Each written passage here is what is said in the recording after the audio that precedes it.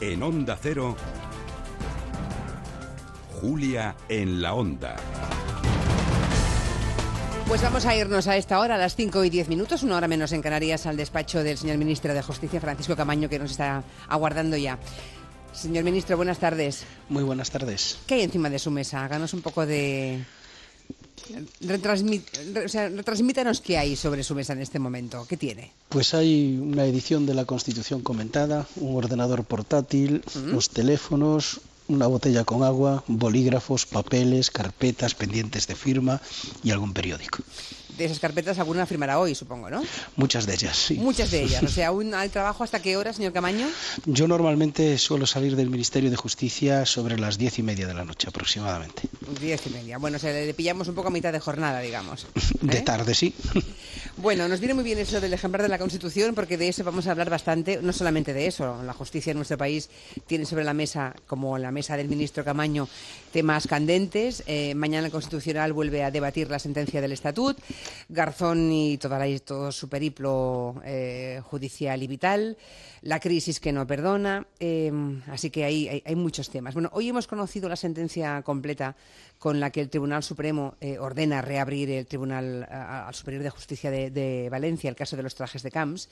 Me gustaría saber si ha leído esa sentencia que hoy se ha conocido del Supremo, si la ha leído completa y si hay algo que le haya llamado la atención en particular. Es un auto, si mal no recuerdo, de revisión. Un auto, sí. Y efectivamente he tenido ocasión de ojearlo, ¿no?, en profundidad. Y es un auto en el que se motiva una decisión que el propio Tribunal Supremo había adelantado y que a mí me alegra especialmente como jurista, porque coloca en su lugar cuál es la naturaleza de los delitos de cohecho y, por tanto, permite continuar con una investigación sobre una actividad acaecida en torno al gobierno de la Comunidad Autónoma de Valencia, que yo creo que debe ser investigada y sacar en su momento las correspondientes consecuencias. Camps ya sabe que esta mañana, como mínimo, ha dicho que está mucho más feliz que ayer, porque esto es una risa. ¿Entiende usted las razones de su estado de ánimo, señor Camaño? Yo no creo nunca que lo que dice la justicia sea una risa, ni si lo dice el señor Camps, ni tampoco algunas reflexiones que ha hecho el señor Rajoy respecto de lo mismo. La justicia es algo muy serio y, como tal, creo que en todo caso debemos de tomárnosla. Por cierto, si Francisco Camps fuera imputado por la justicia, ¿podría ser candidato a la presidencia de la Comunidad Valenciana, señor Camaño? O sea, ¿legalmente se puede o no se puede? Toda persona tiene derecho a poder presentarse como candidato a unas elecciones mientras no exista una sentencia firme de los tribunales de justicia que acrediten que efectivamente ha cometido un delito. Pero más allá de la responsabilidad jurídica y en este caso también de la presunción de inocencia, existe otra cosa en democracia tan importante como esa, que es la responsabilidad política. Y a mí me parecería de una absoluta irresponsabilidad que pudiese ser candidato quien está, si es que existe una imputación ya formalizada, cosa que ahora no existe, y quiero medir mis palabras, quien estuviese imputado directamente en una causa por delitos cometidos en el ejercicio de ese cargo público. Es un lío para Rajoy realmente este asunto, ¿eh? Yo creo que el Partido Popular debiera haber tomado ese ejercicio de responsabilidad y, desde luego, quien quiere ser un líder tiene que estar a la altura de las circunstancias. ¿Cómo ve usted al suyo, a Zapatero, señor Camaño? Pues lo veo intentando siempre animarnos a todos, porque ha tomado decisiones desde la responsabilidad que yo personalmente apoyo en todos sus contenidos. Creo que el gobierno socialista y en particular los gobiernos del presidente Zapatero han dado muestras de que se cree en profundidad en el Estado social, de que cuando había superávit lo hemos invertido en aumentar los derechos y las prestaciones de los ciudadanos, que no lo hemos gastado en otras cosas ni en reducir el Estado, como quienes defienden siempre la fuerza de los mercados, sino que en sentido contrario, y que ahora, cuando hay momentos de ajuste, el presidente y todo su gobierno ha estado a la altura de la responsabilidad, adoptando medidas que no son gratas, pero que son necesarias precisamente para poder retomar la senda del crecimiento y lo antes posible volver a fortalecer ese Estado social en el que los socialistas siempre hemos creído y otros nunca así lo han hecho. Por cierto, se empiezan a escuchar voces de sustituir al presidente del Gobierno como candidato del Partido Socialista, señor Camaño. Al principio fue en aquel famoso debate cuando lo dijo Rajoy, pero ayer lo escribió de alguna forma también en el Financial Times Aznar. Incluso aquí tuvimos sentado a Artur Mas y pedía prácticamente lo mismo, que hubiera un cambio de cara por parte del Partido Socialista. Esas voces, como usted muy bien ha descrito, vienen todas del Partido Popular. Probablemente tengan miedo a volver y seguir perdiendo elecciones. Bueno, Artur Mas no, ¿eh? No, Artur Mas no, pero tenemos que ver que estamos en un contexto de preelectoral en Cataluña y estoy convencido que también las declaraciones del señor Artur Mas han de modularse en ese contexto político. Ayer, por cierto, Artur Mas decía, además de lo que le he contado de Zapatero y otras muchas cosas, hablamos mucho, obviamente, del Tribunal Constitucional, ¿no? Que mañana debate ese nuevo borrador de la sentencia sobre el Estatut, y él apostaba clarísimamente por evitar a toda costa que el tribunal emita sentencia, es decir, que se declare incompetente, lo que sea, pero que no haya sentencia. ¿Esa posibilidad existe, señor Caamaño? Como tal posibilidad, sin duda, podría existir si el tribunal no dicta una sentencia. Sin embargo, lo deseable es que el Tribunal Constitucional pueda dictar una sentencia y que no transcurra muchísimo más tiempo en la medida en que eso forma parte del ejercicio natural de sus competencias. Y quiero recordar que si esa sentencia no existe todavía es porque también se ha presentado un recurso por parte del Partido Popular, que es un recurso inmenso donde se impugna absolutamente todo, que después además ha bloqueado la actividad normal del tribunal mediante procesos de recusación y que ha impedido también en su momento, con una cierta falta de lealtad institucional, la renovación en el Senado de sus miembros. Por tanto, yo deseo que haya una sentencia en este asunto, como en otros muchos, que el tribunal pueda realizar su trabajo y que cada uno asuma realmente sus responsabilidades. ¿Mañana puede haber sentencia, señor Caamaño? ¿Y si la hay, será tan restrictiva como temen los socialistas en Cataluña y también los nacionalistas catalanes? Pues yo no soy miembro del Tribunal Constitucional y, por tanto, mañana habrá lo que el Tribunal Constitucional decida. Todos sabemos, porque es público, que hay una nueva ponencia y, por tanto, un nuevo más restrictiva, ¿no? Proyecto. Eso parece. Yo desconozco, obviamente, todos sus contenidos porque tendrán que deliberarla, debatirla y, en su caso, votarla y, por tanto, no puedo adelantar nada de lo que mañana pueda ocurrir sobre ese particular. Esa convocatoria de pleno del tribunal, en todo caso, coincide con la ofensiva que estamos comentando.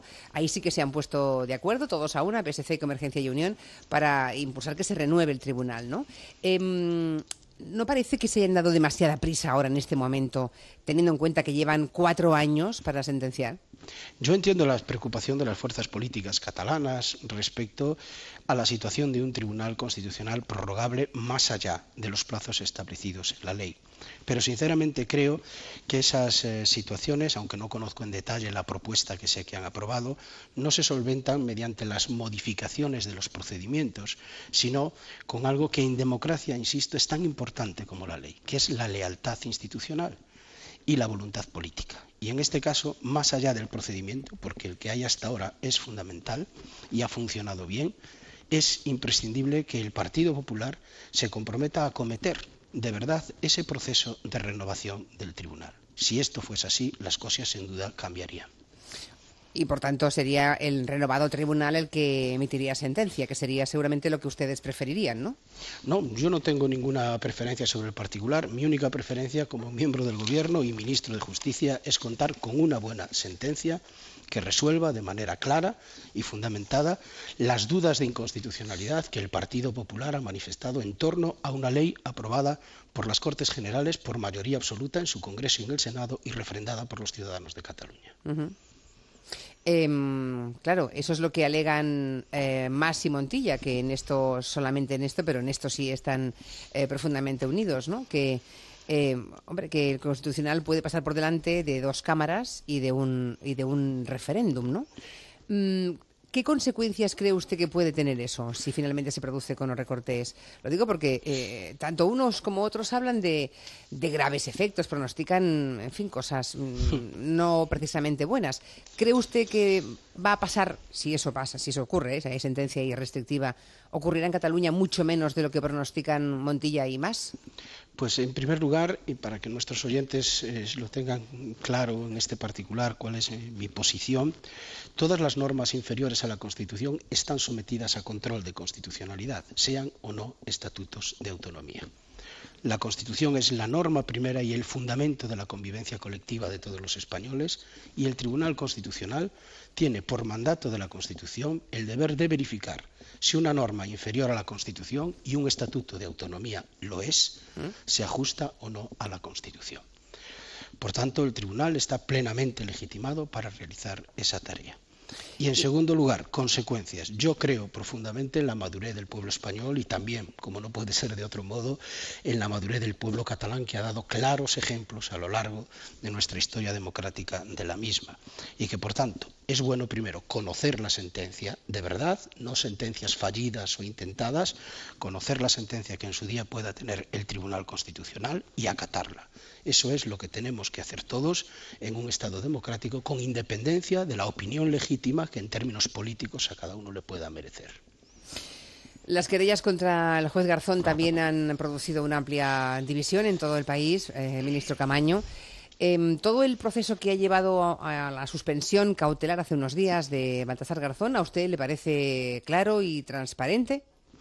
Se trata de un proceso iniciado, como todos ya muy bien sabemos, todos los españoles, por una acusación popular de signo ultraderechista, pero lo importante es que se han cumplido las previsiones que están en la ley, que el órgano que tenía que tomar decisiones, nos guste o no, que ha sido la Sala Segunda del Tribunal Supremo, lo ha hecho de manera razonada y motivada, y que finalmente el Consejo General del Poder Judicial, en aplicación de la ley, ha adoptado una medida cautelar, en efecto, de suspensión, en este caso, del juez Garzón. Pero primero, suspensión cautelar quiere decir sencillamente que se inicia el juicio y que obviamente un juicio frente a un juez no debe, mientras éste acontece, seguir estando al frente de su juzgado, lo cual es lo único que significa. Por tanto, máximo respeto a la presunción de inocencia del juez Garzón, cuya trayectoria profesional es conocida por todos los españoles, pero también fuera de España, en defensa de las libertades, en la lucha contra el terrorismo y el crimen organizado. Máximo respeto también al Consejo General del Poder Judicial y al Tribunal Supremo.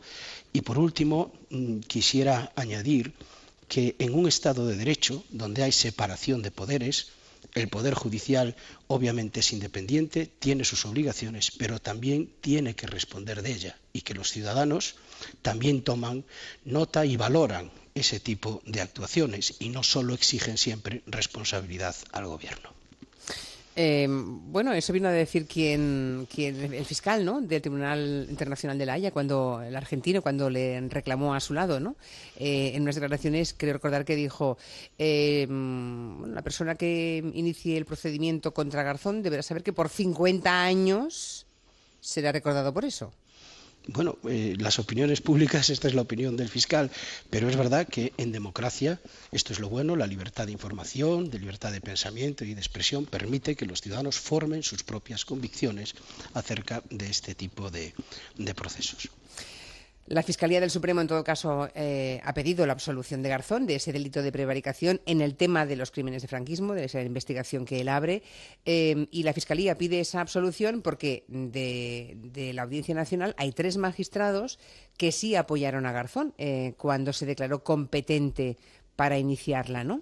La pregunta es, ¿por qué el voto particular de esos 3 magistrados ahora se usa para pedir su absolución y en cambio no se pudo usar para desestimar la querella? Pues son preguntas de naturaleza técnica probablemente muy difíciles de trasladar a nuestros oyentes con facilidad. En todo caso, la Fiscal General del Estado y los fiscales aplican la legalidad y ellos entienden que a la vista de los hechos que existen en esa causa no se ha producido ningún tipo de delito.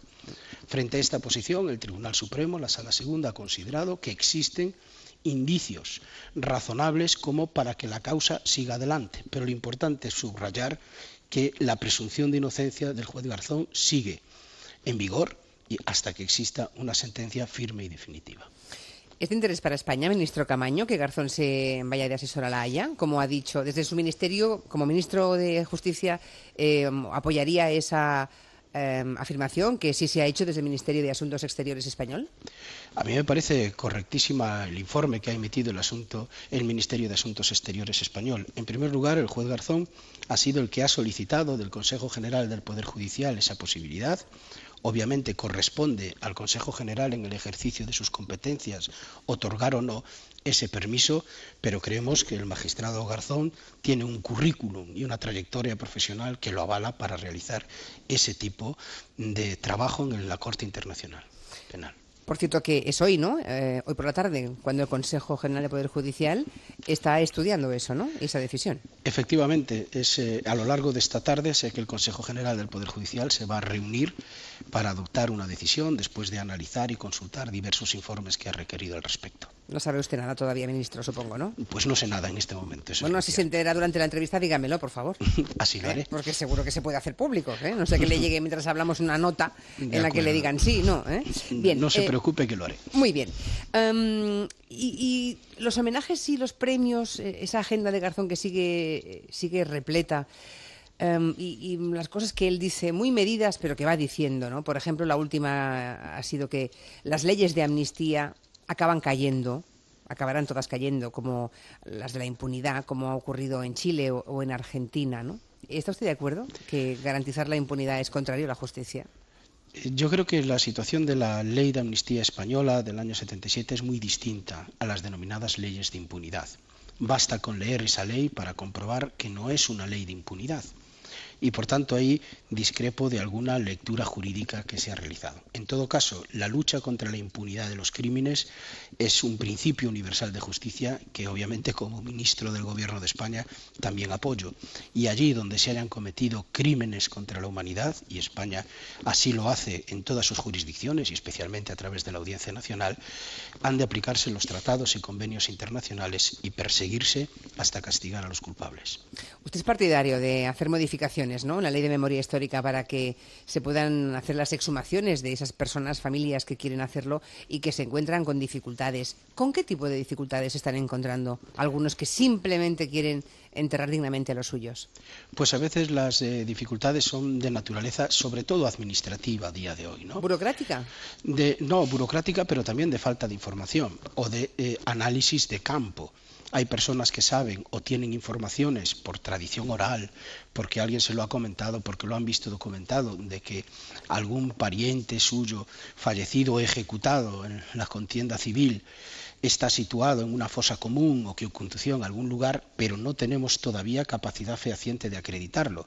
Y hoy esa acreditación necesita exhumaciones científicamente llevadas a cabo, de identificación de los cuerpos, con pruebas de ADN, etcétera, etcétera, y esto a veces se hace a un ritmo más lento del que quisiéramos. Por eso estamos intentando comprometer a todos los poderes públicos, porque la competencia no es solo de la Administración General del Estado, para apoyar con medios, con apoyos técnicos, con medicina forense, etcétera, etcétera, esas tareas de exhumación, de localización de cadáveres y de fosas comunes. Y lo mismo estamos haciendo en el Ministerio con la elaboración de un mapa en colaboración con todas las comunidades autónomas, que pronto va a permitir a cualquier ciudadano pues saber qué fosas se han detectado ya, en cuáles se está trabajando, qué personas se pueden encontrar en las mismas. ¿Y hay colaboración de esas comunidades autónomas? Entiendo que Pues sí, de todas. De todas, hasta ahora menos las del Partido Popular, y yo espero que las declaraciones de la presidenta de la Comunidad de Madrid no se queden en las palabras y que por fin nos ayuden y colaboren también en la construcción de esta información ciudadana que lo único que quiere aportar es transparencia y conocimiento.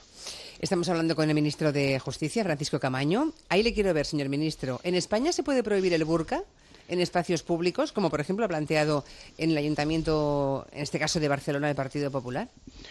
Pues esa es una decisión que tendrán que tomar en su momento las Cortes Generales y los representantes de los ciudadanos. Pero adelantando un poco cierto juicio, es evidente que la utilización de ciertos instrumentos de identificación o del sentimiento religioso de las personas, como puede ser el velo, como puede ser portar un crucifijo u otro tipo de símbolos religiosos, tienen que adecuarse de alguna manera a las funciones que se realizan en los espacios públicos. Todos sabemos que, por ejemplo, a la hora de estar en clase de gimnasia, a los alumnos se les ruega que saquen las medallas, las cadenas, etcétera, etcétera, porque portar ese tipo de objetos, así como otros muchos, pero también esos, aunque tengan cierta identidad o expresen cierto sentimiento religioso, es incompatible con la actividad que se va a realizar. Pues bien, habrá que preguntarse qué actividades y en qué espacios es incompatible llegar una indumentaria que tapa absolutamente la cara de la persona y por tanto impide conocer su respuesta, su identidad, sus reacciones, etcétera, etcétera. ¿Usted cree, ministro, que hay alguna situación posible, imaginable, en la que sea tolerable que una mujer en España vaya cubierta con un burka? A mí personalmente me parece una forma de discriminación llevada al extremo de la posición de la mujer y que lo representa. Y por tanto a mí personalmente no me gusta. ¿Y por qué no se mojan un poco más ustedes en este asunto, burka, señor ministro? Es que les veo blandos a los socialistas en este asunto. Porque sencillamente existe, los socialistas somos respetuosos con los derechos fundamentales. ¿Pero también. cómo van a ser ustedes, perdóneme, respetuosos con aquellos que oprimen y denigran a la mujer? ¿No se puede ser respetuoso con los irrespetuosos? Nuestra Constitución establece en su artículo 16 el derecho a la libertad religiosa. Y esta se manifiesta de muy diversas formas, algunas de ellas muy complejas. Y nuestra obligación como gobierno y como poderes públicos en general, no solo del gobierno, de todos los poderes públicos, es respetar las libertades que reconoce la Constitución siempre, efectivamente, que sean compatibles con el ejercicio de otros derechos fundamentales. Y es evidente que no es lo mismo llevar el burka que llevar otro tipo de elemento de identificación religioso. Por eso lo explicaba antes. Creo que lo que es obligación del legislador, y por eso queremos presentar una nueva ley de libertad religiosa, es establecer reglas claras que permitan hacer juicios de ponderación y de proporcionalidad. Porque en materia religiosa, lo cierto es que la sociedad española es muy madura, muy coherente y muy responsable. Mire, le llaman del Consejo para decirle que han decidido sobre Garzón. Es, para ser exacto, el reloj de la justicia que acaba de sonar. No sé si en hora, pero acaba de sonar. Muy bien, serán las 5:32, señor Caamaño. Vamos a ver, Alberto Núñez Feijóo ha dicho que, le hablo de Galicia porque todo el mundo sabe que Francisco Caamaño es gallego. Es más, hay incluso quien piensa que podrían enviarle a usted en misión, en alta misión a Galicia, señor Caamaño. ¿Qué sabe usted de esto? En este momento estoy al frente de mis responsabilidades como ministro de Justicia intentando llevar a cabo el plan de modernización que ya no puede parar y en el que vamos a seguir trabajando, y esa es mi preocupación y ocupación fundamental. Pero además, vamos, que creo que tiene usted dentro de pocos días una conferencia política, ¿no?, de su partido, hablando de la socialdemocracia para Galicia y la galleguidad del Partido Socialista para Galicia, ¿no? Así es, efectivamente, el partido me ha pedido, y yo le agradezco esa petición, el Partido Socialista en Galicia, de coordinar una conferencia política en la que queremos incorporar una forma de entender Galicia, un sentimiento tradicional de los gallegos vinculado precisamente al galleguismo político, pero desde la opción de la socialdemocracia y desde la izquierda en Galicia. Porque ahora mismo la cosa está entre José Blanco y usted, ¿no, señor Caamaño? No, la cosa está sencillamente en quien está representando en este momento a los socialistas de Galicia, que es un magnífico candidato, que es Pachi Vázquez, que va precisamente a capitanear, yo creo, ese proceso de transformación que a partir de la conferencia política todos queremos llevar a cabo. Luego le hablo de Núñez Feijóo y lo que ha dicho respecto a los recortes. ¿Usted ha recortado su ministerio? Es decir, ¿en qué medida ha metido usted la tijera, señor Caamaño? Pues tengo que reconocer que lo he hecho y desde hace tiempo, para desencanto y también para malestar de algunos, incluso trabajadores de la casa. La política de austeridad la he mantenido ya desde hace meses. Yo y todo mi equipo viajamos en clase turista desde hace tiempo. Hemos ahorrado en gasto corriente todo lo posible, reciclando papel, utilizando como cualquier otra empresa o administración. Y ahora, efectivamente, la nueva situación nos obligará a reducir algunas partidas presupuestarias que afectan, por una parte, a la función pública, como a todo el resto de la función pública en general, de las administraciones, y probablemente afectará a algunas otras partidas. Pero quiero decir y dejar claro que lo que en todo caso vamos a salvaguardar es el proceso de modernización y el esfuerzo que estamos haciendo para que los tribunales y los juzgados españoles cambien de verdad, sean ya receptores y se utilicen ellos las nuevas tecnologías, porque una justicia más moderna en este sentido tecnológico ofrece seguridad a los ciudadanos, responde en tiempo y eso nos ayuda a todos a salir de la crisis económica. No olvidemos que no hace ni un año estaban los funcionarios de justicia movilizándose y pidiendo eso que el ministro Caamaño dice que va a mantener, ¿no?, que es la modernización de la justicia y más medios para hacer el trabajo. Entonces, ¿cuál de los proyectos de su ministerio, señor Caamaño, corre riesgo por el drástico recorte que tiene que aprobar el Gobierno?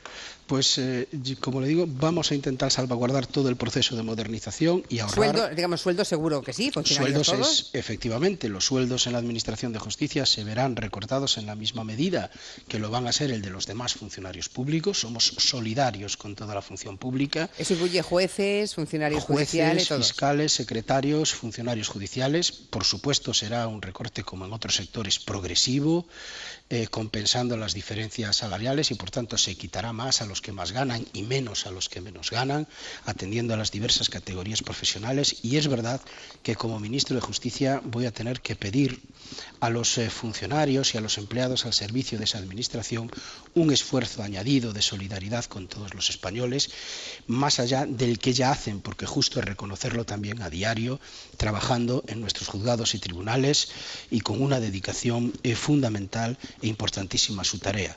Sin ese factor humano, ningún proceso de modernización puede realmente llevarse a cabo y los sindicatos y en general el personal al servicio de la Administración de Justicia está siendo altamente responsable.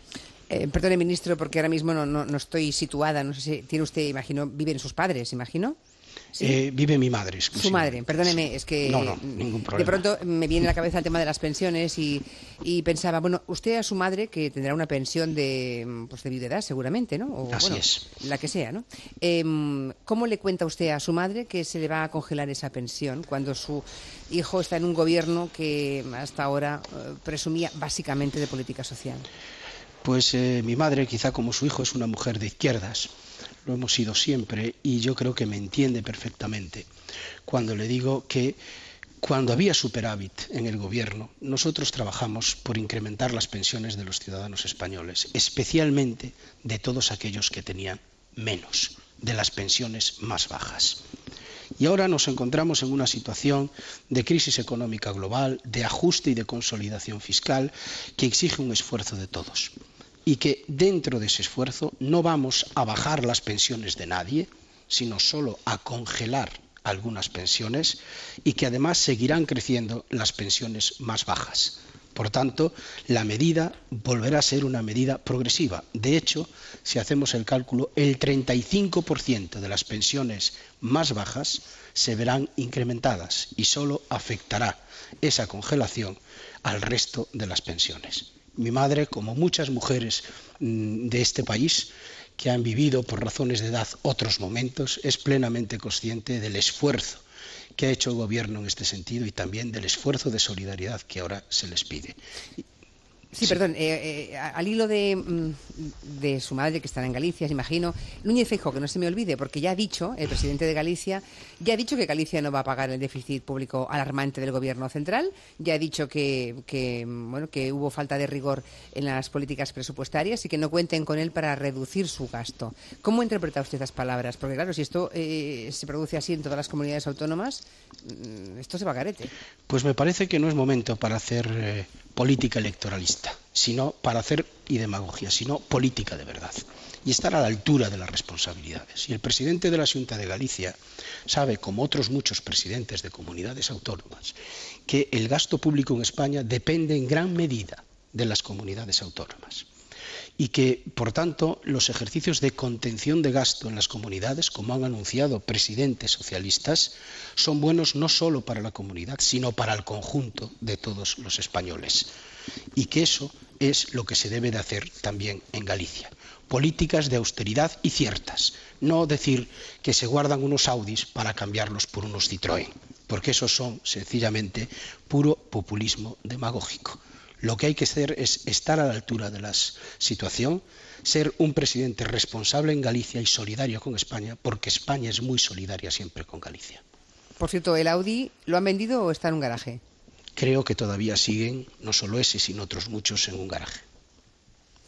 O sea que el Audi está en el garaje y hemos gastado Citroëns. Pues parece ser que sí. Bueno, pues ahí lo dejamos, señor Camaño. Hasta aquí la charla con el ministro de Justicia, con Francisco Camaño, que seguro que ya no navega tanto como antes, ¿eh? Debe tener usted el barco amarrado, ¿no? Bueno, el barquito, porque era barquito, ¿no? Sí, era barquito. Tan barquito que está en tierra. Ah, está en tierra. Sí, está en el carro porque, bueno, intenté alguna vez bajarlo, pintarlo y tal, pero no he tenido tiempo. Ya. ¿Cuánto le rebajan el sueldo?